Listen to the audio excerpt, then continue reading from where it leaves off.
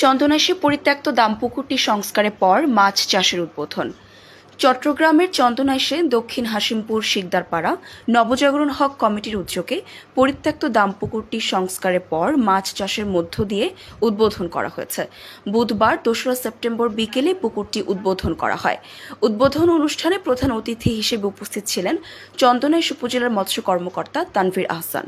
এ সময় আরও উপস্থিত ছিলেন সহকারী মৎস্য কর্মকর্তা মাকসুদ আহমেদ, ক্ষেত্র সহকারী সুলতান আহমেদ, মোহাম্মদ আব্দুল হক, এস.এম. চৌধুরী আবেদ, মাওলানা হাবিবুল্লাহ, ইমরান আলী, আরাফ আহমেদ, সাইফুদ্দিন, ইলিয়াস টিপু, মোহাম্মদ ফিরোজ, মোহাম্মদ সোহেল সহ আরও অনেকে।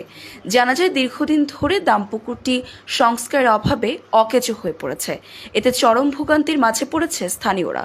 বিভিন্ন জটিলতার কারণে পুকুরটি সংস্কার কাজে বাধা থাকলেও এসব বাধা পেরিয়ে সংস্কার কাজে উদ্যোগ নিয়েছিলেন দক্ষিণ হাসিমপুর শিকদারপাড়ার নবজাগরণ হক কমিটির নেতৃবৃন্দরা। পরিত্যক্ত পুকুর যখন মাছ চাষ কার্যক্রমে আসে তখন এটি প্রকৃত অর্থে সাধুবাদ পাওয়ার দাবি রাখে। ওনারা আমি জানতে পেরেছি যে এই পুকুরটি পুরোপুরি পরিত্যক্ত ছিল এবং কচুরিপানাতে টোটালি ভরা ছিল। তো ওনারা যে কার্যক্রম করেছে, কচুরিপানা পরিষ্কার করে পুকুরে চুন দিয়ে পুকুরটাকে রেডি করে যে মাছ চাষের যে উদ্যোগ গ্রহণ করেছে, এটি সত্যিই অনেক প্রশংসনীয়।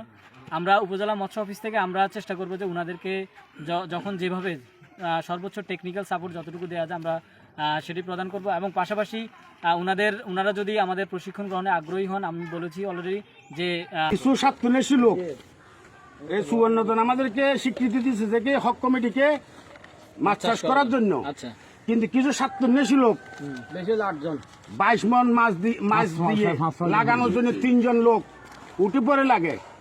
এবং এই 18 জনে, এখানে 18 জন আছে, 18 জন নামে 18 জন এই কিছু লোক ওনার সাথে একজনের সাথে চুক্তিবদ্ধ করে।